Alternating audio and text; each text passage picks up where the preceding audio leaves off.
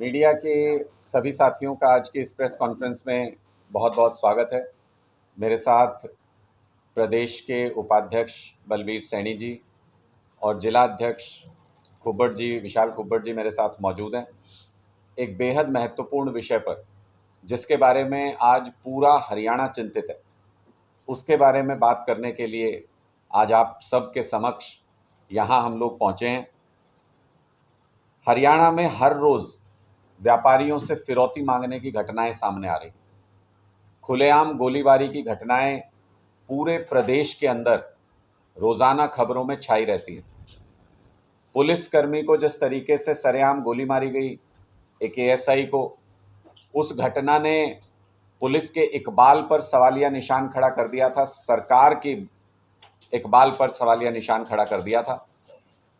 कल जो घटना हुई है, परसों शाम को, सोमवार को शाम को, रात को बीजेपी नेता के यहां पर सरेआम गोलीबारी की गई और इससे यह स्पष्ट समझ में आता है कि जिस प्रदेश के अंदर पुलिस सुरक्षित नहीं, जिस प्रदेश के अंदर सत्ता में बैठी हुई पार्टी के नेता सुरक्षित नहीं, उस प्रदेश में आम आदमी किस तरह से सुरक्षित हो पाएगा। कई सारी घटनाएं इससे पहले भी, ये बीजेपी नेता के यहाँ जो फायरिंग हुई उससे पहले भी, रोहतक में फाइनेंसर की गोली मारकर हत्या कर दी गई। हिसार में ऑटो मार्केट में दिन दहाड़े खुलेआम फायरिंग हुई, 40-50 राउंड फायरिंग हुई, उसके बाद फिरौती मांगने की घटना हुई। करीब 30-40 राउंड वहां पर फायर किए गए और पूरे प्रदेश में जो मेरे पास अभी तक जानकारी है, 7 जिलों के अंदर ये फिरौती गैंग फैल चुका है।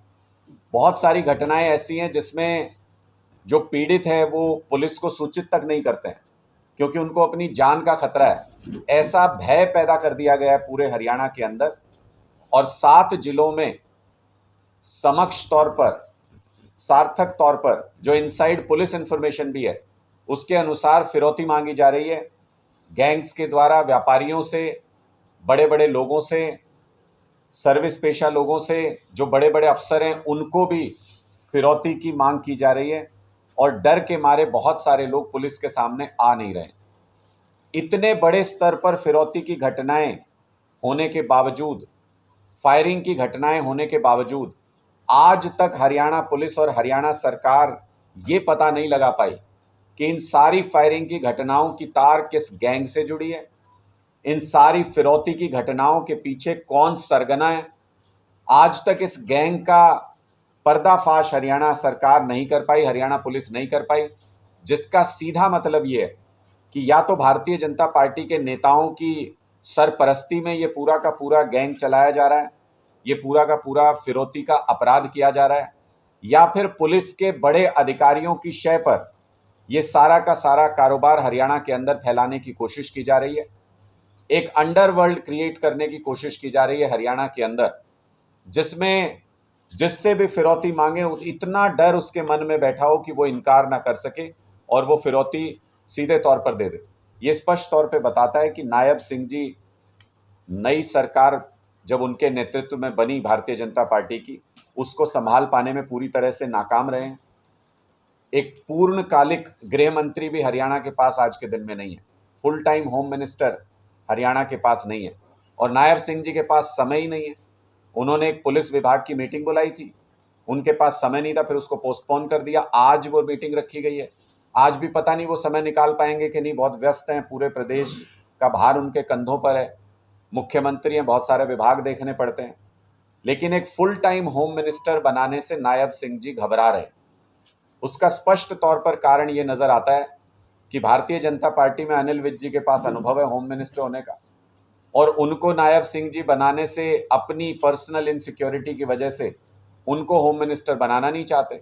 होम मिनिस्टर बनाने की बात आएगी तो उनका नाम आगे आएगा, और उनको होम मिनिस्टर बना दिया तो नायब सिंह जी की सरकार को उनके पैरों के नीचे से खिसका के ले जाएंगे। ये भय नायब सिंह जी के मन में इस वक्त समाया हुआ है। अपनी इनसिक्योरिटी की वजह से पूरे हरियाणा को अपराध में झोंक दिया भारतीय जनता पार्टी की सरकार ने और नायब सिंह जी की सरकार ने। और मुझे लगता है इससे बुरी स्थिति क्या हो सकती है कि अपराधी खुलेआम घूम रहे हैं, खुलेआम फायरिंग कर रहे हैं, फिरौती मांग रहे हैं, और हरियाणा सरकार हाथ पर हाथ धरे बैठी हुई है। मुझे लगता है या तो आम लोगों की सुरक्षा को सुनिश्चित करे हरियाणा सरकार, या फिर आम लोग ये सुनिश्चित करेंगे कि हरियाणा में भारतीय जनता पार्टी की सरकार दोबारा कभी लौट के नहीं आए, दोबारा कभी इनके विधायक चुन करके विधानसभा में नहीं जाएं, दोबारा कभी इनके हाथ में सत्ता ना हो, ताकि ये इस तरीके का अत्याचार और अन्यायपूर्ण शासन कभी भी हरियाणा के अंदर ना चला सके। इसको हरियाणा के लोग सुनिश्चित करेंगे। मैं बलबीर सैनी जी से कहूँगा कि वो भी अपनी बात मीडिया के समक्ष रखें। कानून व्यवस्था के बारे में हमारी पार्टी के वरिष्ठ नेता अनुराग जी ने आपके सम्मुख सभी बातें रखी, लेकिन मैं इससे अलग हट करके, जहां कानून व्यवस्था तो हरियाणा प्रदेश में चौपट है,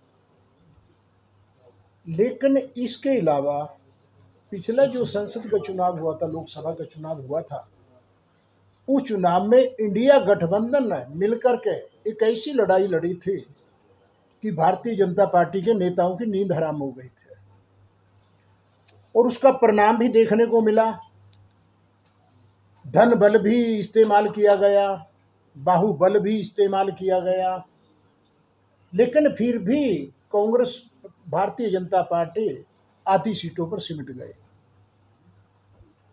आज भी भारतीय जनता पार्टी के दिल में ये भय है कि आने वाले विधानसभा चुनाव में भारतीय जनता पार्टी का सुपड़ा साफ होगा। हमारे प्रदेश के मुख्यमंत्री श्री नायब सैनी जी घोषणाओं पर घोषणा, घोषणाओं पर घोषणा, जनता को गुमराह करने के लिए, और इन घोषणाओं पर किसी पर अमल नहीं होगा। आज प्रदेश में जहां कानून व्यवस्था चौपट है, तो वहां घपले, घोटाले और भ्रष्टाचार भी चरम सीमा पर है। पीछे अखबारों में आया था 4 लाख छात्रों का बगैर एडमिशन लिए ही उनके फर्जी बिल बना बना करके एक बहुत बड़ा घोटाला किया गया। और मैं आपके सम्मुख एक घोटाला और, जो हमारे यहीं से संबंधित है, हमारे कैथल और कुरुक्षेत्र जिला में के दोनों जिलों में साथ लगते गुला चीका और पेहवा की सीमा पर एक सरस्वती रेंज, एक जंगलात है, जंगल है बहुत बड़ा, जो तकरीबन 11,000 एकड़ में फैला हुआ है। वो जंगल 1956 में सरकार ने उसे रिजर्व फॉरेस्ट घोषित किया था। 1972 में केंद्र सरकार ने उस जंगल को, क्योंकि हरा भरा जंगल था, भिन्न भिन्न प्रकार के वहां पर वृक्ष थे, तो केंद्र सरकार ने अपने कब्जे में ले लिया था। 1973 में इंडियन फॉरेस्ट एक्ट के तहत केंद्र सरकार ने उसे प्रोटेक्टेड कंजर्वेटिव फॉरेस्ट घोषित कर दिया था, क्योंकि वहां भिन्न भिन्न प्रकार के वृक्ष थे, भिन्न भिन्न प्रजाति के वहां पर जंगली जानवर थे, पक्षी थे। और एक कानून बनाया था कि जब तक केंद्र सरकार की अनुमति नहीं होगी, एक वृक्ष भी उस जंगल में से नहीं कटेगा। लेकिन बड़े अफसोस और दुख की बात है, भारतीय जनता पार्टी जब शासन में सत्ता में आई, तो 2016 से 18 तक अधिकारियों की मिलीभगत से और सत्ता पर बैठे हुए नेताओं की मिलीभगत से 2000 एकड़ जमीन में से हरे भरे वृक्षों को काट करके सारेआम चोरी छुपोई बेचा गया। करोड़ों रुपए का, तकरीबन 100 करोड़ के करीब वो वृक्ष थे। गांव वालों को सचेत करना चाहता हूं कि इस केस को करोड़ों रुपए का घोटाला है, किस मंत्री की मिलीभगत है, किस अधिकारी की मिलीभगत है, इसे दबाया क्यों जा रहा है, इसकी जांच सीबीआई से कराई जाए। और उसमें एक कैंपस स्कीम थी जिसमें फलदार वृक्ष लगते हैं, वो स्कीम आई थी कि इसमें फलदार वृक्ष लगेंगे, लेकिन एक भी फलदार वृक्ष उसमें नहीं लगा। महत्वपूर्ण विषय पर जो अभी अभी खबर आई है, मैं उस पर एक बात अपनी रख दूं।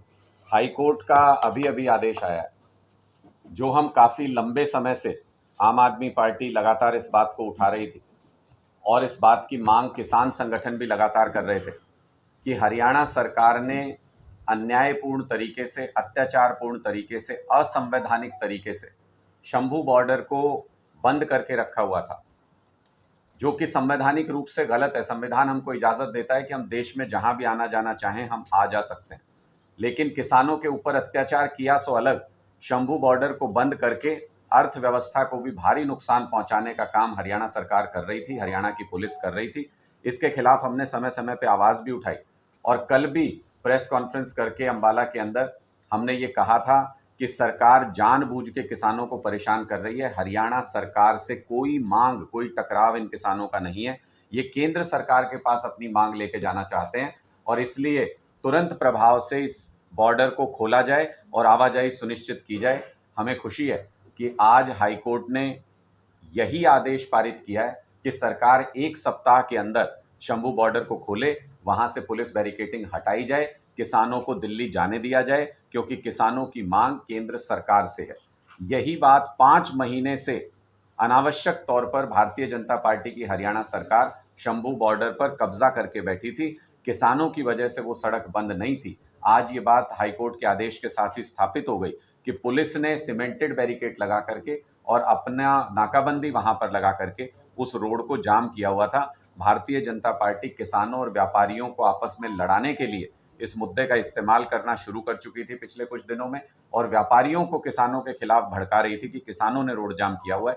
आज हाईकोर्ट के आदेश से स्थिति स्पष्ट हो गई है कि ये हरियाणा सरकार की वजह से 5 महीने तक व्यापारी भाइयों का नुकसान हुआ, लोगों को आवाजाही में दिक्कत झेलनी पड़ी और किसानों को जान माल के नुकसान के साथ साथ 5 महीने तक सड़क पर बैठना पड़ा। ये सारा कुछ हरियाणा की बीजेपी सरकार की वजह से हुआ। इसकी सजा भी लोकतांत्रिक तरीके से लोगों को हरियाणा की बीजेपी सरकार को देनी चाहिए। आगे विधानसभा चुनाव आ रहे हैं, क्या तैयारी है?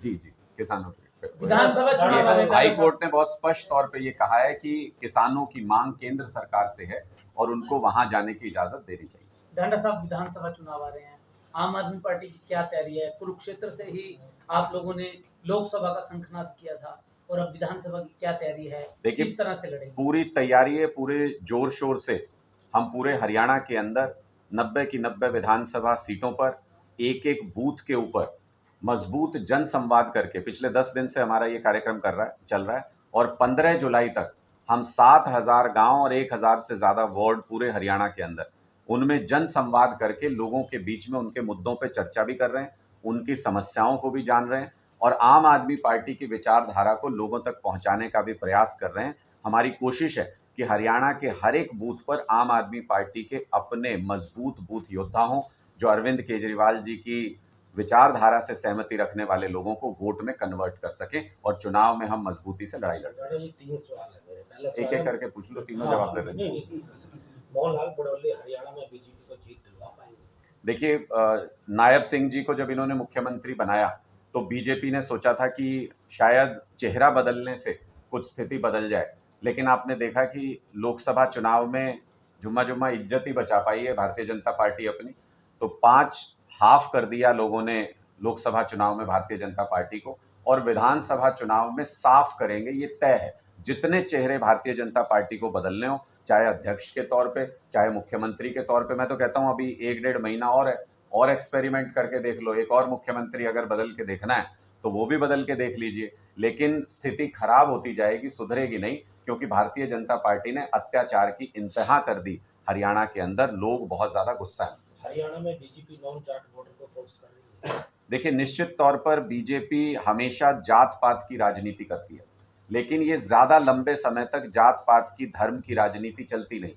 जिस तरह से खुद अयोध्या ने भारतीय जनता पार्टी की धर्म की राजनीति को रिजेक्ट कर दिया, उसी तरह से हरियाणा के लोग भी इस बार भारतीय जनता पार्टी की जात पात की राजनीति को पूरी तरह से रिजेक्ट करने जा रहे हैं। किसी जाति के किसी व्यक्ति को विशेष सम्मान देने से उस जाति का भला नहीं होता। किसी भी जाति की मूलभूत सुविधाओं को जब हल किया जाता है तब उस जाति के लोगों का भला होता है। आम आदमी पार्टी मूलभूत सुविधाओं को दुरुस्त करने और हर एक जाति, हर एक मजहब के व्यक्ति के लिए काम करने में यकीन करती है, और भारतीय जनता पार्टी जातियों को एक दूसरे के खिलाफ भड़का के, लड़ा के, उनको इस्तेमाल करके राजनीति करने में यकीन करती है। दोनों की राजनीति में विशेष अंतर है। देखिए, उनको शुभकामनाएं देते हैं बड़ौली जी को कि उन्होंने लोकसभा चुनाव में खूब मेहनत की, लेकिन लोकसभा चुनाव में जो उन्होंने हार दिलवाई भारतीय जनता पार्टी को, जिस तरीके से, मुझे लगता है उसी का इनाम उनको दिया गया है भारतीय जनता पार्टी की तरफ से। और जब आप हारे हुए लोगों को इस तरीके से विशेष सम्मान देते हैं, मुझे लगता है भारतीय जनता पार्टी के अंदर इस बात को लेकर रोष है कि काफ़ी सारे और सीनियर लीडर्स थे जो लगातार खुद को दरकिनार किए जाने की खिलाफत कर रहे हैं, उसके बावजूद भी बड़ोली जी को बनाया गया। इसके लिए उनके अंदर ही काफ़ी फूट है, उनके अंदर ही काफ़ी लड़ाई इसको लेकर चल रही है। उनसे पूछेंगे तो ज़्यादा अच्छा जवाब। क्या बीजेपी हरियाणा में ब्राह्मण कार्ड खेला है? देखिए, मुझे लगता है कि मैंने तो स्पष्ट तौर पे कहा कि किसी एक जाति विशेष का नाम क्यों ले, लेकिन हरियाणा के अंदर भारतीय जनता पार्टी जात पात की राजनीति करती रही है और आगे भी करने का प्रयास निश्चित तौर पर करेगी। ये हरियाणा के लोग इस बात को बहुत नज़दीक से देख रहे हैं कि जिस जिस जाति को वोट बैंक के लिए भारतीय जनता पार्टी ने इस्तेमाल किया, उसके लिए कभी भी सामाजिक तौर पर या आर्थिक तौर पर या मूलभूत सुविधाओं के तौर पर उनको कोई विशेष फायदा नहीं हुआ है। उस जाति को सिर्फ उनका वोट बैंक की तरह इस्तेमाल करके भारतीय जनता पार्टी अपनी राजनीति चमका।